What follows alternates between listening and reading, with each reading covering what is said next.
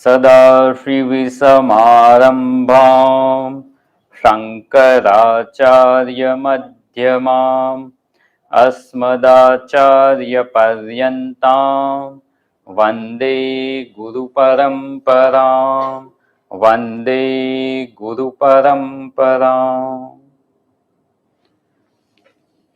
श्रीमद् भगवद गीता 12वां अध्याय भक्ति योग।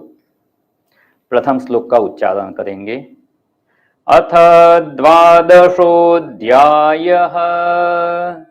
अर्जुन उवाच एवं सततयुक्ता ये भक्तास्त्वां पर्युपासते ये चाप्यक्षरमव्यक्तम् तेषां के योगवित्तमाः। अर्जुन जी का प्रश्न है, एवं सतत युक्ताः ये भक्ताः त्वां पर्युपासते ये च अपि अक्षरम अव्यक्तम तेषां के योगवित्तमाः। एवं कहा मतलब पूर्व अध्याय के अंत में 11वें अध्याय के 55वें श्लोक में जो कहा एवं सतत युक्ताः का अर्थ होता है मत कर्मकृत मत परमः मद भक्तः संगवर्जितः सर्वभूतेषु निर्वैरः। ऐसा जो भक्त है और आपकी उपासना कर रहा है वह, और जो निर्गुण निराकार का उपासक है, ये दो में से श्रेष्ठ कौन है? योग को जानने वाला कौन है? कौन अच्छी तरह से योग को जानता है? वैसा अर्जुन जी का प्रश्न है। तो हम यहाँ ये सोच रहे थे कि ये भक्ति योग का अधिकारी कौन है। तो उसने सबसे पहले देखा अर्जुन उवाच, तो अर्जुन का अर्थ क्या हुआ? तो अर्जुन का अर्थ हमने देखा अर्जन करने वाला, ज्ञान का अर्जन करने वाला। अगर हम ऐसे ज्ञान के अर्जन करने वाले होंगे तो हम ये भक्ति योग के अधिकारी है। फिर जो दूसरा देखा एवं, तो मत कर्मकृत मत परमः जो कहा वैसे हम हो जाएंगे तो भी हम ये भक्ति योग के अधिकारी है। फिर जो थोड़ा विश्लेषण करके हमने समझ प्राप्त करने का प्रयत्न किया कि पूर्वे अध्याय 2 से लेके 11 तक जो जो उपासना बताई है उसको 4 प्रकार से वर्गीकृत किया। तो 5वां अलग समझेंगे। एक कर्मयोग लक्षण भक्ति, कर्मयोग लक्षण में 2 भाग कर दिया, सकाम कर्मयोग लक्षण और निष्काम कर्मयोग लक्षण। जैसे प्रारंभ होता है तो सकाम कर्मयोग लक्षण से, उसमें कामना तो है, कामना पूर्ति के लिए कर्म कर रहे हैं, धर्म मार्ग से प्रयत्न करते हैं और जो फल प्राप्त होता है वो फल में प्रसाद बुद्धि करना है, तो उसमें उस की भक्ति हो गई। फिर निष्काम कर्मयोग लक्षण भक्ति, उसके बाद उपासना करते हैं। जब अंतर्मुखी हो जाते हैं तो उपासना करते हैं, उसमें एक ईश्वर जो अपने इष्ट देव है उसमें ईश्वर भाव है, उसकी उपासना करते हैं, ध्यान भजन पूजन स्तुति पाठ ये सब करते हैं। तो एक ईश्वर उपासना लक्षण भक्ति करते हैं। फिर आगे चल के जब परिपक्वता प्राप्त होती है तो वही ईश्वर को हम पूरे विश्व में देखते हैं, सभी रूप में वही ईश्वर है, तो विश्व रूप ईश्वरोपासना भक्ति है। तो ये 4 प्रकार से जो सगुण साकार रूप के ईश्वर की भक्ति करते हैं वो श्रेष्ठ है, या जो निर्गुण निराकार की उपासना करते हैं वो भक्त श्रेष्ठ है। तो ये 4 प्रकार हुआ। फिर जब 5वां प्रकार देखा हमने, निर्गुण निराकार या अक्षर अव्यक्त की उपासना करने वाले भक्त, तो वो कौन है? तो ये जो मैं उपासना कर रहा हूं तो मैं कौन हूं? और ये एक रूप ईश्वर है, विश्व रूप ईश्वर है, इसमें तो ईश्वर का सही स्वरूप क्या है, उपाधि निर्मुक्त स्वरूप क्या है? वो अक्षर अव्यक्त की उपासना करने वाले है। तो ये सगुण साकार की उपासना वाले और निर्गुण निराकार की उपासना करने वाले दोनों कर तो रहे हैं योग ही। योग का क्या अर्थ है वो हमें अभी देखना बाकी है। योग मतलब परमात्मा की प्राप्ति का उपाय। तो परमात्मा की प्राप्ति का प्रयत्न करने वाले हैं दोनों। अगर 2 है तो 2 में से श्रेष्ठ कौन है? सगुण साकार जिसमें 4 प्रकार के उपासना के करने वाले भक्त हो गए और एक निर्गुण निराकार की उपासक हो गए। तो इसमें से श्रेष्ठ कौन है? क्यों जानना है? क्योंकि हमें प्रयत्न करना है। तो प्रयत्न करना है या कुछ पसंदगी करनी है तो जानना जरूरी है कि क्या श्रेष्ठ है क्या कनिष्ठ है। जो अच्छी चीज है वो मुझे चाहिए, आई वॉन्ट द बेस्ट। इसलिए यहां अर्जुन जी का प्रश्न है। और उसके बाद ये दो प्रकार के अधिकारी, अर्जुन शब्द से अधिकारी का निर्णय किया, एवं मतलब अध्याय 11 के 55वें श्लोक में जो कहा वो भी अधिकारी दिखा रहे हैं। और जो 4 प्रकार और 5वां निर्गुण निराकार के उपासक, ये भी अधिकारित्व का निर्णय कर रहे हैं। और ये भक्ताहा एवं सतत युक्ताहा, ये भक्ताहा, फिर से भक्त वहां कहा, तो भक्त का अर्थ क्या है, वहां भी अधिकारित्व निरूपण है। तो वो भक्त कौन है? हम प्रारंभ में ये विचार इसलिए कर रहे हैं कि अगर ये निश्चय हो गया ना कि हम भक्त, सही में भक्त बन जाए, भक्त बन के भक्ति करेंगे तो उसका फल मिलेगा। ये याद रखना है, अधिकारित्वम फल संबंधित्वम, अधिकारी होके करेंगे तो उसका फल मिलेगा, बिना अधिकारी बने कुछ भी करो उसका फल मिलता नहीं है। वो जो दृष्टांत देखा था ना, छोटा बच्चा है 7वीं 8वीं कक्षा में पढ़ रहा है, इंग्लिश मीडियम में पढ़ता है तो अंग्रेजी भाषा का ज्ञान है, वो इंजीनियरिंग का या चार्टर्ड अकाउंटेंट का या डॉक्टरी का, मेडिकल का, वो पूरा सब किताब पढ़ ले, उससे भी वह उसको फल मिलने वाला नहीं है। उसके लिए तो उसके एलिजिबल होना पड़ेगा, 12th पास करके कॉलेज में एडमिशन लिया, फिर वही पढ़ाई करेगा तो उसका फल मिलेगा। बस ऐसे ही हमें पहले भक्त बनना है, भक्त बन के जो भी साधना करेंगे ना उसका फल मिलेगा। तो ये भक्त का अर्थ क्या होता है, जो थोड़ा कल हमने सोचा था, भक्त मतलब भाग, भक्त है मतलब भाग है, और उसका समानार्थी शब्द है अंश। भक्त है या अंश है, जैसे 1 रुपया है उसके अंश 100 है या 100 भाग है, तो 1 पैसा है 1 रुपये का अंश है या भाग है। तो 1 पैसा अंश है, 1 रुपया उसका अंशी है। बस वैसे ही दूसरा दृष्टांत जो हमने लिया था वो हमारी समझ में बहुत स्पष्टता कर देगा कि ये अपना शरीर है। ये शरीर कैसे बना है? सब अंग मिल के शरीर बनता है, शरीर जैसी कोई चीज है ही नहीं, इसलिए उसको मिथ्या कहते हैं। ढूंढने के लिए जाओ तो मिलता नहीं है, व्यवहार्य है, व्यवहार करते हैं, लेकिन ढूंढने के लिए जाएंगे तो शरीर जैसा कुछ मिलेगा ही नहीं। जहां भी देखेंगे कोई ना कोई अंग है, तो ये सब अंग मिला के अंगी शरीर बनता है। अब हमें ये सोचना है कि ये अंग या अंश, उसकी समझ क्या है। जैसे ये अंग या अंश की समझ है, वैसी समझ हम प्राप्त कर लेंगे तो हम भी भक्त हो जाएंगे।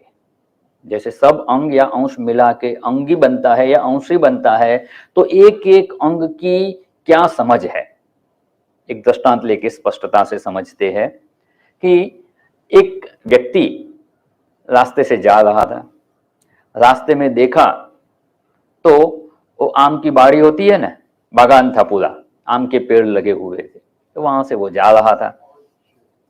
उसने देखा कि एक पका हुआ आम पेड़ से नीचे गिरा। ये किसने देखा? जा रहा था, वो पूरा शरीर जा रहा था, देखा किसने?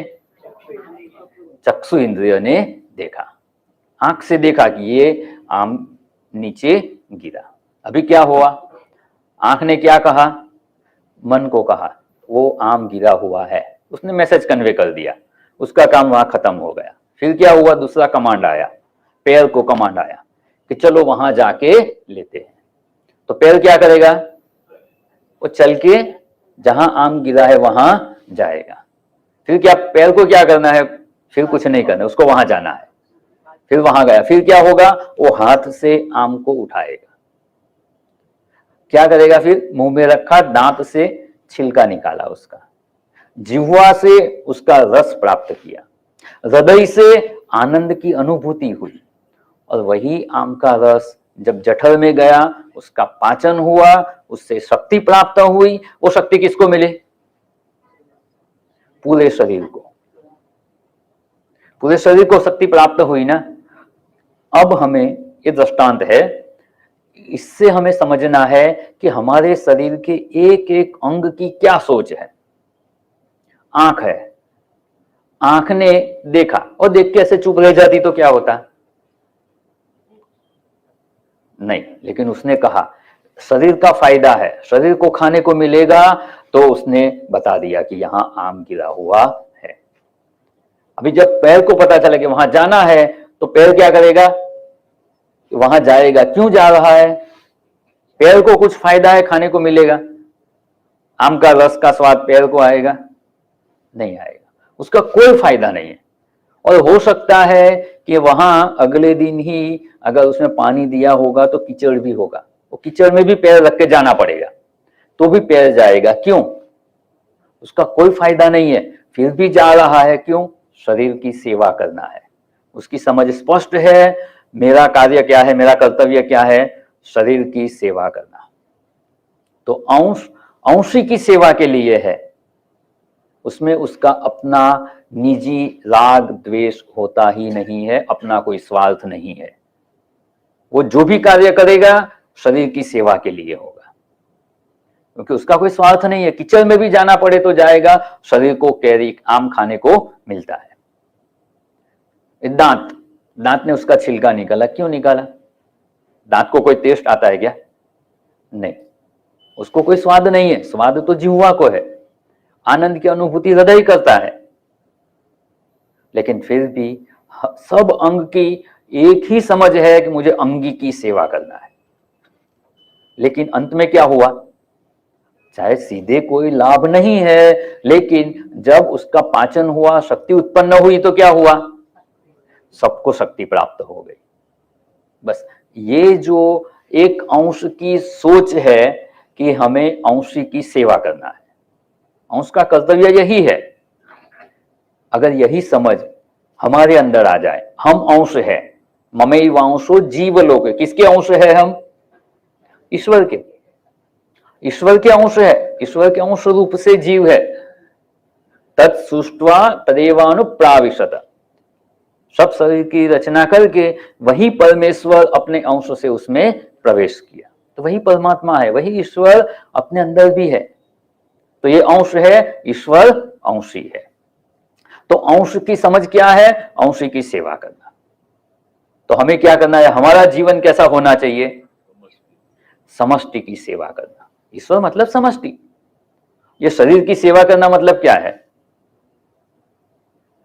हाथ अगर पैर में कुछ दर्द है और उसकी सेवा कर रहा है, तो किसकी सेवा हुई, शरीर की ही सेवा है। मतलब समष्टि के किसी भी अंग की सेवा करें वो समष्टि की ही सेवा है।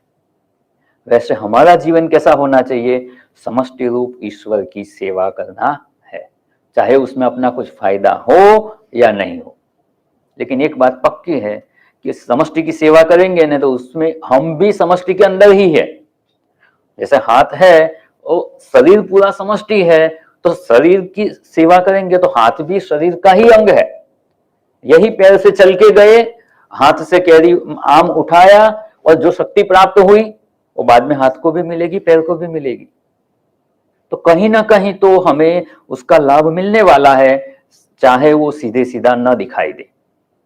इसीलिए हमारा जीवन कैसा होना चाहिए, हम अगर कहते हैं कि हम भक्त है, अगर भक्त है तो भगवान की सेवा करना यही एक हमारा लक्ष्य है, यही हमारा कर्तव्य है। अंश का कर्तव्य क्या है, अंश की सेवा करना। अब ये सोचते हैं कि चलो इसमें एक चीज तो है कि लास्ट में जब शक्ति उत्पन्न हो तो सब अंग को मिलती है, लेकिन अगर कभी ऐसा भी हो कि हमें बाद में भी कोई लाभ नहीं होना हो, कोई फायदा नहीं है, तो समष्टि की सेवा करनी है कि नहीं। एक दूसरा दृष्टांत में हम आगे बढ़ रहे हैं। ऐसे चलते चलते जा रहे हैं, कहीं ऐसी जगह चल रहे हैं जहां पैर में कांटा लग गया, पैर में कांटा लगा, दर्द हो रहा है। अभी ये कांटा कौन निकालेगा, पैर में लगा है, खुद पैर निकाल सकता है। हम अभी जो हमारा सोचने का जो विषय है, अंश अंशी का सोच रहे हैं, तो अंश में मतलब अलग अलग अंश है, शरीर के अलग अलग अंग है, तो अंग के बारे में सोचते हैं। पैर में कांटा लगा तो वो कांटा, क्या वो खुद अपना कांटा निकाल सकता है, नहीं निकाल सकता। तो कौन मदद करेगा, क्यों करेगा? क्यों करेगा? कोई फायदा है उसका? जैसे हम लोग व्यवहार में क्या सोचते हैं, किसी को मदद की जरूरत है, हम क्यों मदद करें? क्या बदले में कुछ मिलने वाला है? कुछ फायदा होता है तब मदद करते हैं, ये तो समझ में आता है। और ऐसा ही होता है, हमारे पास सब कुछ है, हम सबकी मदद क्यों नहीं करते हैं? क्योंकि एक अंश हम है और अंश अंशी का क्या संबंध है ये हमें पता नहीं है। भक्त की समझ कैसी होनी चाहिए वो हमें पता नहीं है, इसीलिए हम किसी की मदद नहीं करते। हाँ, जहां हमारा स्वार्थ होता है, कुछ लाभ होने वाला होता है, तो वहां हम मदद करते हैं, बाकी लोगों को नहीं करते हैं, बाकी जीवों को मदद नहीं करते हैं। क्यों? भक्त की समझ ही नहीं है हमें। बिना भक्त बने हम भक्ति करने का कहते हैं। तो एक भक्त या अंश है, उसकी समझ क्या है? जैसे शरीर के अंग में आपस में जो समझ है, हाथ की समझ क्या है कि मैं इसी शरीर का अंश हूं जिसका ये पैर भी अंश है।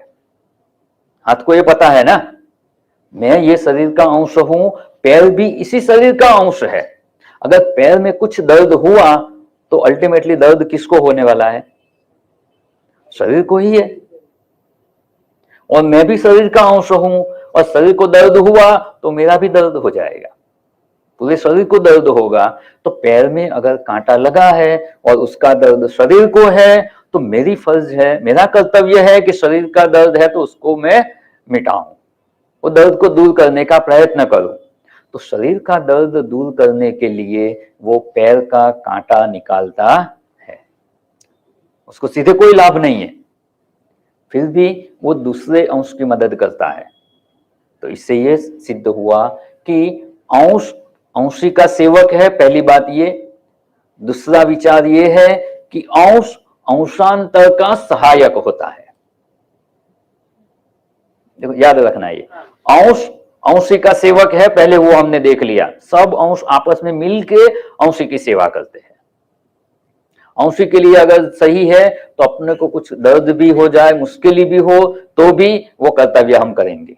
पैर को कीचड़ में जाना पड़े तो भी जाएगा, क्योंकि समष्टि रूप अंशी शरीर की सेवा करना है। और दूसरी बात ये देखी, अंश अंशांतर, अंशांतर शब्द समझ लेने जैसा है। जो अन्य अंश है उसको अंशांतर कहते हैं। एक ही अंशी के जो अलग अलग अंश है वो सब एक दूसरे के लिए अंशांतर हो गए। एक अंश है, दूसरे अंशांतर है, तो अंशांतर के सहायक है। एक अंश अंशांतर के सहायक है। पैर में कांटा लगा तो दूसरा अंश जो है हाथ, वो पैर का कांटा निकालता है, एक दूसरे के सहायक है। अगर हम भक्त है तो समष्टि रूप जो भगवान का या ईश्वर है, तो बाकी जीव कौन है? वो भी वही ईश्वर के अंश है। तो हमारे लिए क्या हुए? हम अंश है तो बाकी जीव अंशांतर हो गए। वही अंशी के अंश है, वही ईश्वर के अंश है। तो हमारी समझ क्या होनी चाहिए? एक अंश अन्य अंशांतर के सहायक है। हमें कोई लाभ नहीं हो तो भी अगर मदद की जरूरत है, सेवा की जरूरत है, तो अन्य अंशांतर की सेवा करना है। ये भक्त की समझ है, और ये समझ हमें प्राप्त करनी है। अगर ये समझ आ गई तो सोचिए समाज में कितना बड़ा परिवर्तन आएगा। हर एक व्यक्ति अगर ऐसा सोचेगा तो सबके दुख दूर हो जाएंगे और हम भक्ति मार्ग में आगे बढ़ेंगे। तो ये पहली समझ थी, अंश अंशी की सेवा के लिए है। दूसरा, अंश अंशांतर का सहायक है। तीसरी बात, अंश अंशांतर का कभी द्वेषी नहीं हो सकता। यह भी समझने जैसा है। हम अगर किसी का भी द्वेष करते हैं ना, तो यह समझने की आवश्यकता है, अंश अंशांतर का द्वेषी हो ही नहीं सकता। और शरीर का ही दृष्टांत लिया है, उसी में समझते हैं। कभी भी शरीर के कोई भी अंग एक दूसरे का द्वेष करते हैं? दाहिना हाथ बाएं हाथ से द्वेष करता है, बायां हाथ दाएं हाथ का द्वेष करता है? नहीं, तेरा काम तो अच्छा नहीं है, सब पवित्र काम तो मैं दाहिने हाथ से ही करता हूं। तो ये दोनों हाथ में कोई झगड़ा है? नहीं। जिसका जो कर्तव्य है वो करता है।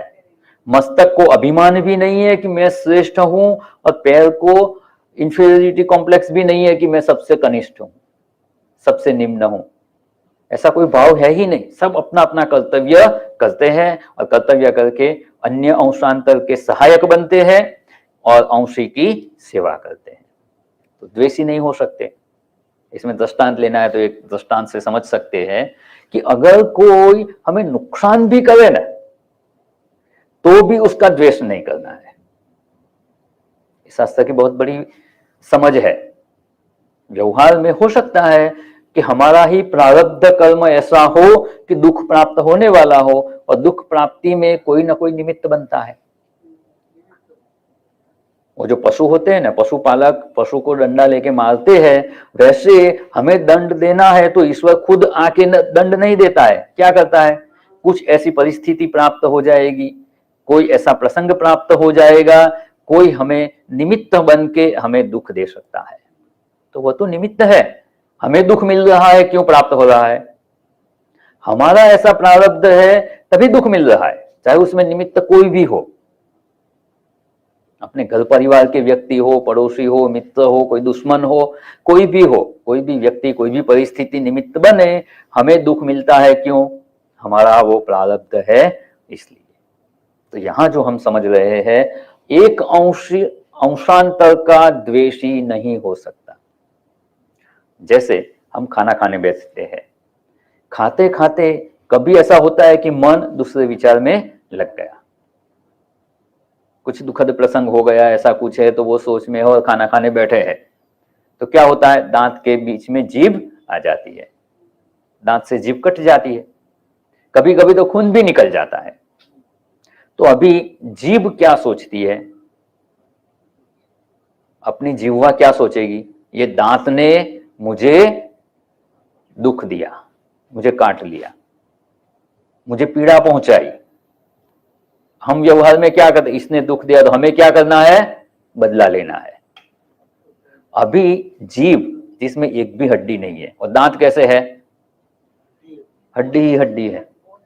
अब जीभ तो इतनी नाजुक है, वो दांत से बदला ले सकती है क्या? ले सकती है कि नहीं? ले सकती है। घर से बाहर निकले और कोई पहलवान आदमी हो, उसको जाके दो चार अपशब्द बोल दिया। वो अपशब्द बोलना किसका काम है? जीभ का है। उसको क्या करना है? दांत से बदला लेना है। कोई पहलवान आदमी को जाके उसका अपमान कर दिया, कुछ अपशब्द बोल दिए, तो वो क्या करेगा? दो दांत ने अगर जीभ को काट लिया ना, वो 32 को तुड़वा देगी।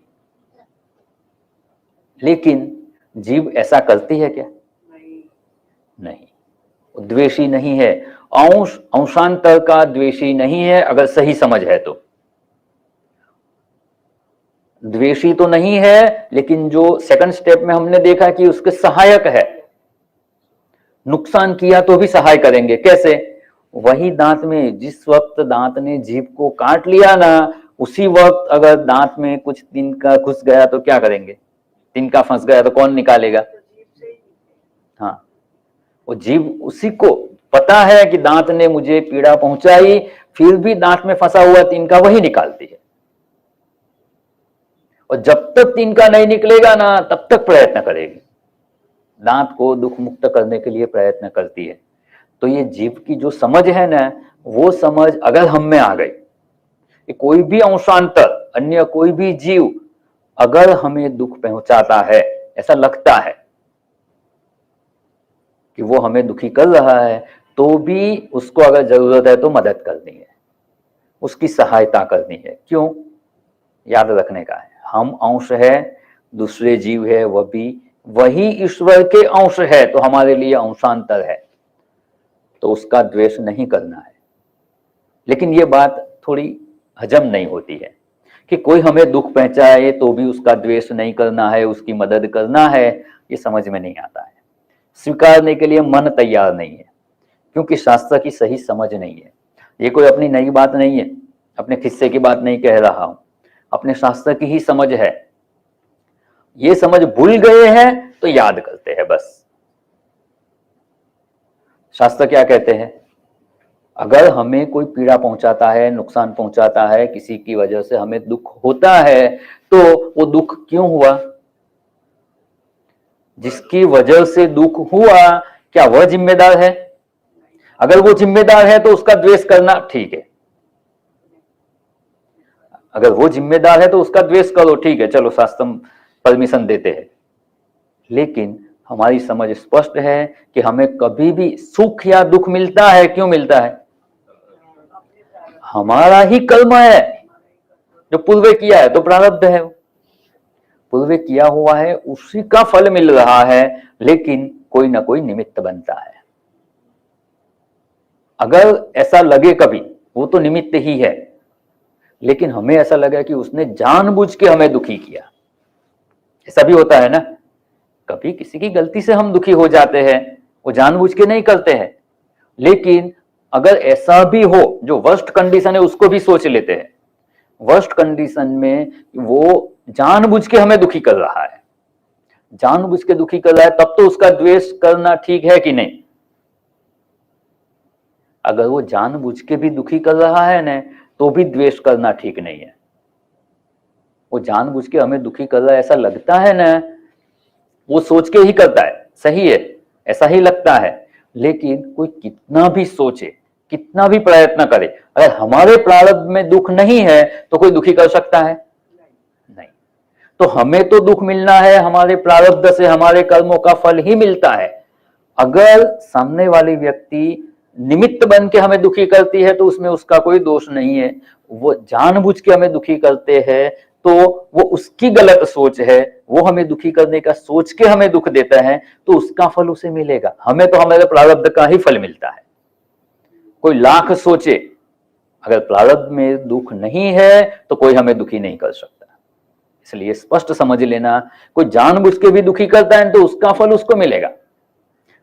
अगर वो जानबूझ के नहीं कर रहा है तो वो निमित्त है, तो उसमें उसका कोई दोष नहीं है। लेकिन हमें तो हमारे प्रारब्ध कर्म से ही दुख मिलता है, कोई उसमें कारण नहीं है, बाकी जो है सब निमित्त है।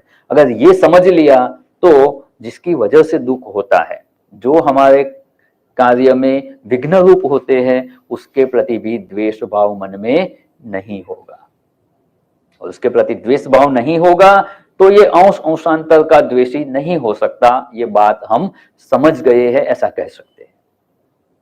अंश अंशी का सेवक है, उससे एक बात ये और स्पष्ट हो जाती है, उसी का सेवक है ना, उससे अभिन्न भी है। शरीर के सब अंग, चक्षु इंद्रिय, हाथ पैर मस्तक, ये सब शरीर के अंश है, अंशी के अंश है, लेकिन अंशी से अभिन्न भी है, उससे स्वतंत्र है ही नहीं। हाथ शरीर से अलग हो सकता है क्या? अलग है ही नहीं। सब अंश मिलके ही अंशी बनते हैं।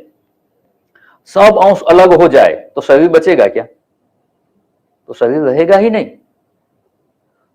समष्टि रूप शरीर या अंशी है, बाकी सब अंश है, तो अंश अंशी से अभिन्न है। हम ईश्वर के अंश है तो हम क्या हो गए अभी? ईश्वर से अभिन्न है।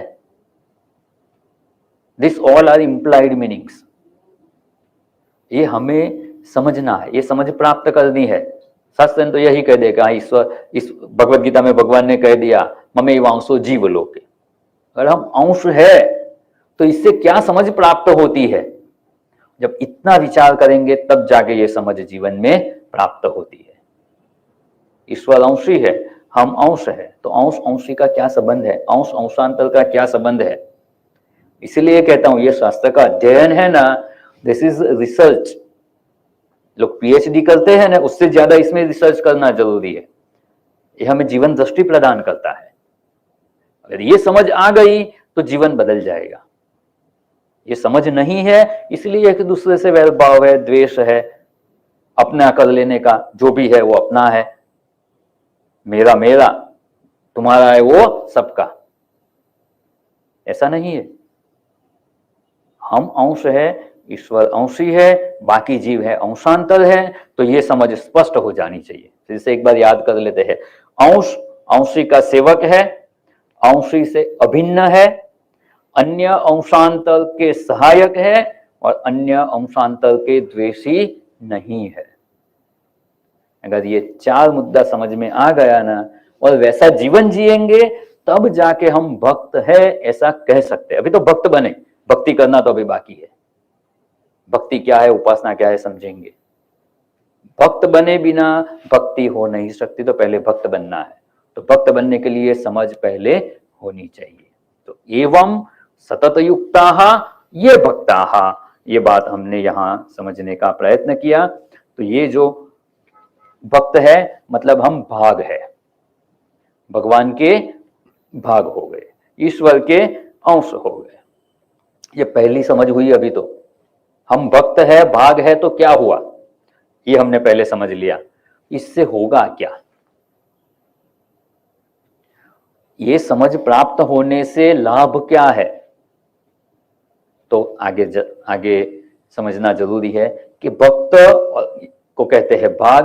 भाग ज्ञान होने से क्या होगा, तो भाग ज्ञान होने से भाव उत्पन्न होगा। हम जिसके भाग है ना, हम जिसके अंश है उसके प्रति भाव उत्पन्न होगा।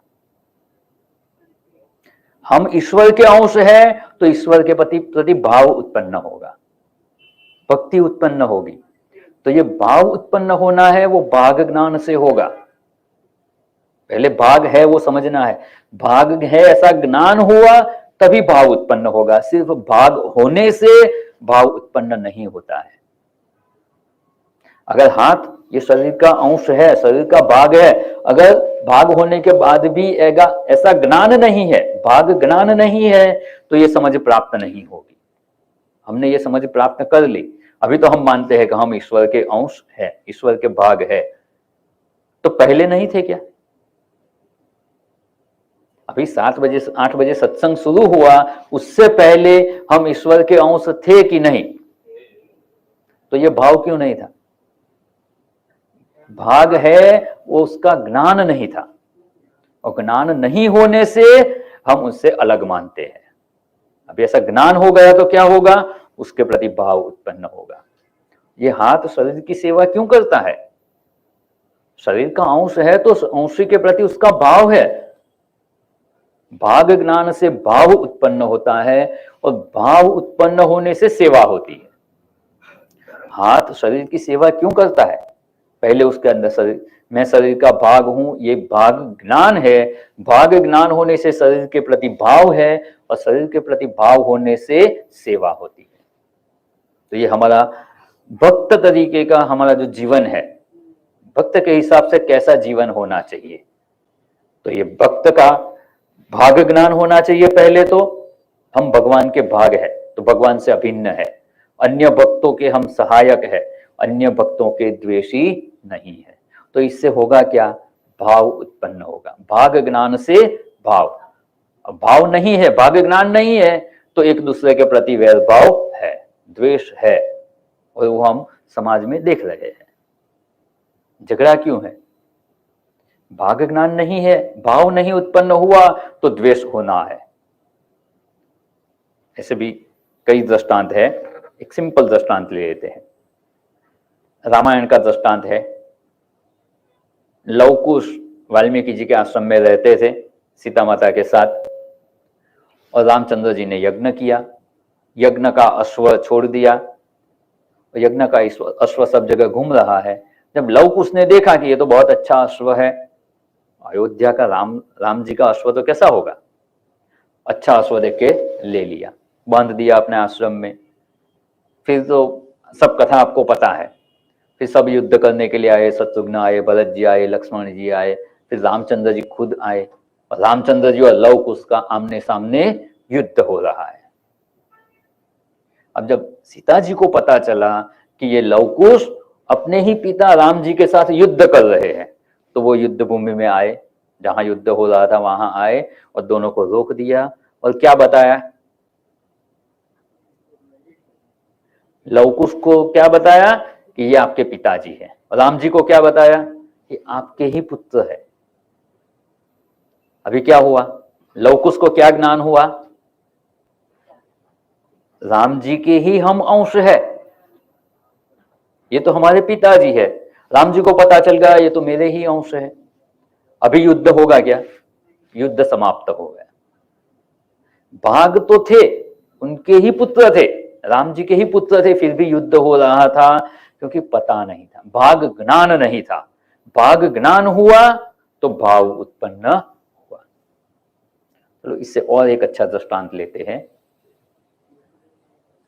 एक भाई, उनको ऐसी आदत थी कि गांव अपने काम से जाते थे और कोई भी पहचान वाला मिल गया या कोई दोस्त मिल गया तो क्या उसको घर पे खाने के लिए बुला के लेके आ जाते थे।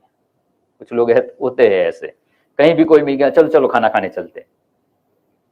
अब उनके जो पत्नी थे वो बहुत परेशान, उनको खाना बनाने का कोई प्रॉब्लम नहीं था, उनको भी अच्छा लगता है चलो मेहमान आए खाए, लेकिन पहले से पता हो तो अच्छा है ना, अभी 2 आदमी का खाना बनाने का है, उसमें 2 आदमी 2 मेहमान और आ जाए तो क्या करना पड़ेगा। और भी खाना बन गया, 12 बजे आ गए तो फिर से बनाना पड़ेगा। अगर यही चीज उनको 9 बजे पता होती तो 2 की जगह 4 आदमी का खाना बनाने में कोई प्रॉब्लम नहीं है, लेकिन एक बार बन गया फिर से बनाने का। तो बार बार कहते कि पहले तो बताओ, तो बोले अभी मिले तो क्या करो, ऐसे करके ले आते थे। तो ऐसा तो बार बार होता रहा। ऐसे ही एक बार एक अपने मित्र को लेके आ गए, वैसे ही खाना खाने के समय से 11:30-12 बजे लेके आ गए। अब वो बहन जी अंदर से देख रहे कि ये तो मेहमान को आज लेके आ गए, और आज उनका मूड नहीं था, सिर्फ सब्जी रोटी बनाई थी, चलो आज इतना ही खा लेंगे, शाम को और कुछ कुछ काम था तो आज काम कर लेते हैं, खाना सब्जी रोटी बना के कर लेते हैं। तो खाना नया बनाने का भी मूड नहीं था और ऐसे में वो मेहमान को लेके आ गए। अभी क्या होगा, मूड तो खराब हो जाएगा। लेकिन सज्जन लोग थे इसलिए बाहर मेहमान को दिखाया नहीं कि मूड खराब हो गया, बोले मेहमान आए हैं खाना खाएंगे, बोले ठीक है चलो सब्जी रोटी खिला देंगे, जाने दो, हर बार क्या नया नया बनाने का, ऐसा सोच के बस। और किचन और ड्राइंग रूम पास में ही था, तो ड्राइंग रूम में बैठे थे, वहां बात कर रहे थे, बात करते करते सब जो बात करते सब सुनाई देते थे, अंदर किचन में सुन सकते हैं। तो बात करते करते पता चला कि अभी कहाँ रहते हैं, कहाँ से आए हैं, कौन सा गांव है, तो जो गांव का नाम बोले ना, तो वो सुन के वो बहन जी, अरे ये तो मेरे मायके का गांव है। अभी क्या हुआ, पहले ऐसा था जो सब्जी रोटी खिला देंगे, अभी पता चल गया कि ये तो मेरे गांव के ही है, मेरे मायके के गांव के है। अभी क्या हुआ समझो, भाव क्यों उत्पन्न हुआ,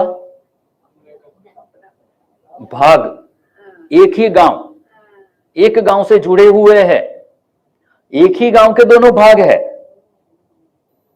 तो मेरे गांव के है, ये भाग ज्ञान हुआ।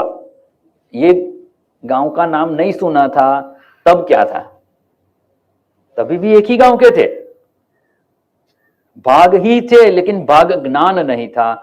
जैसे ही भाग ज्ञान हुआ तो अभी सब्जी रोटी चलेगी, क्या बनाना पड़ेगा, सीरो बनाओ, अच्छा अच्छा पकवान बनाओ और खिलाओ।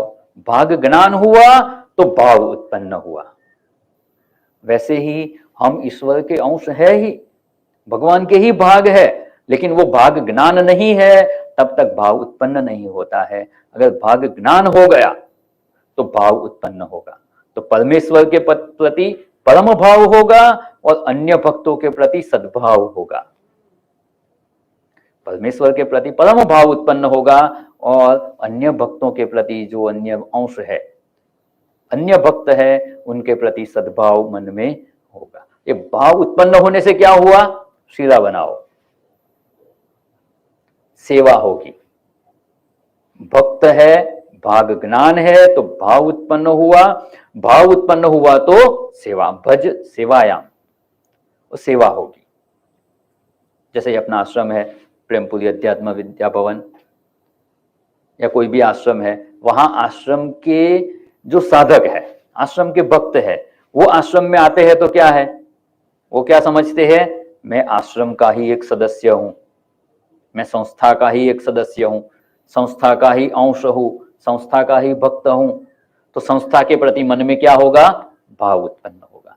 भाव होगा और देखेगा कि यहीं पानी कहीं लीकेज है, कहीं कोई है नहीं और लाइट चालू है, पंखा चालू है, तो क्या करेंगे, संस्था का कोई भी नुकसान होगा तो वो ठीक करेंगे। लाइट चालू होगी तो लाइट बंद कर देंगे, कोई चीज ठीक नहीं होगी तो वो ठीक कर देंगे। और कोई नया आदमी आएगा, पहली बार आ रहा है, उसको आश्रम से कोई मतलब नहीं है, ऐसे ही देखने के लिए आया है, वो क्या करेगा? वो कुछ नहीं करेगा, देखेगा ऐसा होगा यहाँ, वो कुछ नहीं करेगा। लेकिन जहां आश्रम से जुड़ गए, हम आश्रम के एक भाग है और उस आश्रम के प्रति भाव उत्पन्न हुआ तो आश्रम की सेवा भी करेंगे। तो भाग ज्ञान से भाव उत्पन्न होता है, भाव से सेवा होती है। बस यही समझ हमें प्राप्त करनी है। हम ईश्वर के अंश है, समष्टि के ही अंश है, और समष्टि के अंश है तो अन्य अंशांतर अन्य जीवों के प्रति हमारा कैसा भाव होना चाहिए, ये हमें सीखना है। अन्य जो भक्त है, अन्य जीव है, उनके प्रति सद्भावना भी होगी, उसके सहायक भी होंगे। किसी को भी कुछ भी जरूरत हो, कोई भी मदद की अपेक्षा हो तो हम मदद करेंगे। किसी को कोई हमारा नुकसान करे तो भी उसकी मदद करेंगे। तो ये सबके प्रति हमारे मन में जो भाव उत्पन्न होता है वो ये भाग ज्ञान से होता है। तो हम भक्त है, बहुत बड़ा वाक्य है ये, इसके पीछे ये सब समझ निहित है।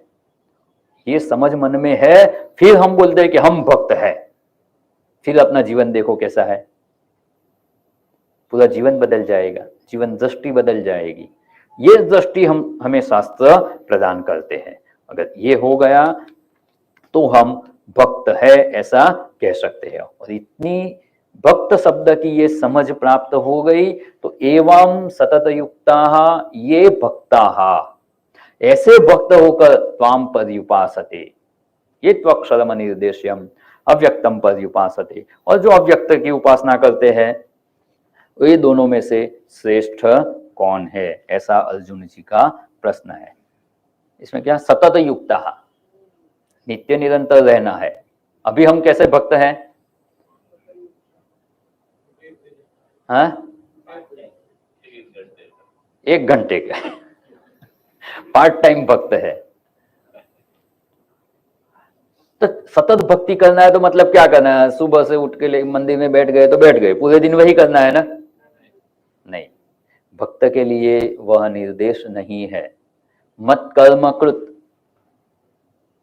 पूर्व श्लोक में जो कहा 11वें अध्याय के 55वें श्लोक में, मत कर्म कृत, मेरे लिए कर्म करना रहा हो, ऐसा भगवान ने कहा है। तो कर्तव्य कर्म तो भक्त को करना ही है। मत कर्म, कर्म तो करना है, लेकिन मत कर्म कहा है, मेरे लिए कर्म करने वाला, ईश्वर प्रीत्यर्थ कर्म करना है। ईश्वर की प्रसन्नता के लिए हमारे जो भी कर्तव्य है वो करना है। कर्तव्य करना है, लेकिन समझ बदल गई है। हमारे जो कर्तव्य है, हमारी व्यवहारिक उपाधि और शास्त्रीय उपाधि। शास्त्रीय उपाधि में वर्ण आश्रम के धर्म अनुसार जो उपाधि है उसके अनुरूप जो कर्तव्य है वह करना है, और व्यावहारिक उपाधि है वो हमारी है, उसके हिसाब से जो कर्तव्य है वह करना है। वो मत कर्म कृत में वो ईश्वर प्रत्यर्थ करना है। ईश्वर ने हमें कर्तव्य दिए हैं तो उसके हिसाब से हमें करना है। ईश्वर प्रत्यर्थ कर्म करेंगे तो मत कर्म कृत। तो ऐसे सतत युक्ता में ये सब आ गया। पार्ट टाइम नहीं, फुल टाइम भक्त रहना है। भक्त रहेंगे मतलब ये समझ प्राप्त कर लेना, भक्त से भाग ज्ञान हुआ, भाव उत्पन्न हुआ, ईश्वर सेवा करेंगे। ये समझ के साथ हम हमारा कर्तव्य कर्म करेंगे, वो हमारी भक्ति है। भक्त बन के जो भी करेंगे वो भक्ति है।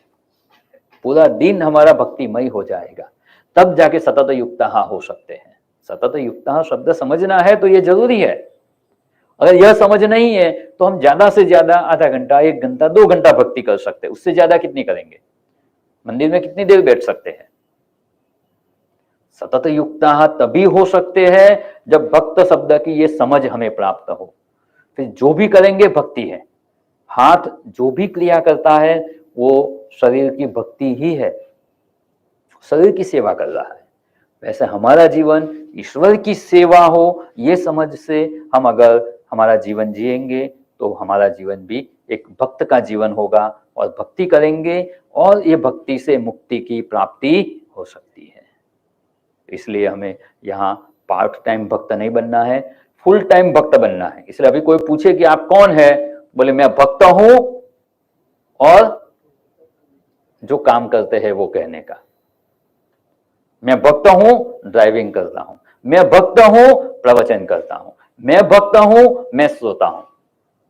मैं भक्त हूं, रसोई बना रहा हूं। मैं भक्त हूं, गीत गाता हूं। जो भी हमारा काम करते हैं, जो भी हमारा कर्तव्य है, पहले भक्त है, भक्त की समझ को साथ में लेके हम हमारा कर्तव्य कर्म करेंगे। तो सतत युक्ता ये भक्ता त्वाम पर्युपासते, ऐसा जो कहा। और ये चौपी अक्षरम, जो अक्षर अव्यक्त निर्गुण निराकार उसकी उपासना करते हैं, मतलब ज्ञान योग से उपासना कर रहे हैं, ज्ञान योग भक्ति कर रहे हैं, वो दो में से कौन श्रेष्ठ है? के योग वित्तमा, योग को अच्छी तरह से जानने वाला। योग शब्द पता है ना? योग मतलब क्या? वो रामदेव बाबा सुबह में करवाते हैं योगा, योगा बोलते हैं, योगा नहीं है शब्द, योग शब्द है। और उसमें भी जो आजकल योगा शब्द से जो योगा क्लासेस चलते हैं, जिसको योग कहते हैं, उसमें सिर्फ दो ही अंग है, आसन और प्राणायाम, दो ही करते हैं। वो पूरा योग नहीं है। वास्तव में योग का अर्थ कुछ अलग ही है। और ये भी जो देखे ना, तो उसमें भी अष्टांग योग है। आसन प्राणायाम उसी के अंग है, लेकिन आसन प्राणायाम भी तभी फल देंगे जब उससे आगे यम नियम होगा। यम नियम पूर्वक का जीवन होगा, तब जाके आसन प्राणायाम फल देंगे। यम नियम में तो रहना नहीं है और आसन प्राणायाम करते हैं, तो उसका जो फल मिलना चाहिए वो नहीं मिलता है। यम नियम आसन प्राणायाम प्रत्याहार धारणा ध्यान समाधि, यह अष्टांग योग है। इसको भी योग इसीलिए कहते हैं कि वो परमात्मा की प्राप्ति में सहायक है, हमारे मन को नियमन में रखने के लिए सहायक है, इसलिए इसको योग कहते हैं। और यहां जो योग है शास्त्रीय भाषा में योग तत्प्राप्ति उपाय, भगवत्पाद आदि शंकराचार्य जी ने योग शब्द की व्याख्या की है, योगस तत्प्राप्ति उपाय। तत् मतलब ज्ञान निष्ठा की प्राप्ति का उपाय, मैं वही आत्मस्वरूप ही हूं, ये ज्ञान में नित्य निरंतर स्थिति रहना, उसे ज्ञान निष्ठा कहते हैं। उसकी प्राप्ति में जो सहायक है वो सब योग है। भगवत गीता के सभी अध्याय योग। अर्जुन विषाद योग, अर्जुन को विषाद हुआ, विषाद से वो ज्ञान प्राप्ति का प्रयत्न किया, ज्ञान की प्राप्ति हुई, तब वो योग बना, उसमें साधन रूप हुआ तो योग है। तो यहां योग कितने प्रकार के हैं? भागवत में बहुत अच्छी बात बताई है, योगास्तयो मया प्रोक्ता। 3 प्रकार के योग भगवान कहते हैं कि मैंने बताए हैं। योगास्तयो मया प्रोक्ता नृणाम श्रेयो विदित्सया। नृणाम अर्थात मनुष्य को 3 प्रकार के योग मैंने ही बताए हैं। उसमें किसके लिए बताया? तो श्रेय विदित्सया, जिसको श्रेय की प्राप्ति है, प्राप्ति करनी है। श्रेय की प्राप्ति करने वाले मनुष्य के लिए 3 योग है। ये तीनों योग किसके लिए है? श्रेय की प्राप्ति करना चाहते, आत्यंतिक कल्याण, जो पारमार्थिक सत्य है उसकी प्राप्ति के लिए। आजकल उसको पता ही नहीं कि पारमार्थिक सत्य क्या है, व्यवहारिक सत्य को ही सत्य मान लेते हैं। जैसे स्वप्न मिथ्या है समझ में आता है, लेकिन ये जगत मिथ्या है समझ में आता है? जगत को तो सत्य ही मानते हैं। जगत को सत्य मानते हैं तो पारमार्थिक सत्य समझ सकते नहीं है। ये जगत भी मिथ्या है, तब जाके पारमार्थिक सत्य समझ में आता है। जैसे कहते हैं ना कि पानी मिलाया हुआ दूध, उसको तो मानती है कि ये मिलावट वाला है, लेकिन डेयरी में से जो आता है वो कैसा है? वो तो शुद्ध है ना, उसको हम शुद्ध मानते हैं। और सही में शुद्ध दूध देखना है तो गांव में जाओ और गाय का जो शुद्ध दूध है वो देखेंगे, तब पता चलेगा कि ये डेयरी का दूध भी शुद्ध नहीं है। बस ऐसे ही ये जगत को हम सत्य मानते हैं, वास्तव में स्वप्न मिथ्या है, जगत भी मिथ्या है। पारमार्थिक जो सत्य है वही सत्य है। वो सत्य की प्राप्ति का जिसका प्रयत्न है उसको कहते हैं श्रेय की प्राप्ति के प्रयत्न में लगे हुए हैं। वैसे भक्तों के लिए, वैसे लोगों के लिए भगवान ने 3 प्रकार के योग बताए हैं।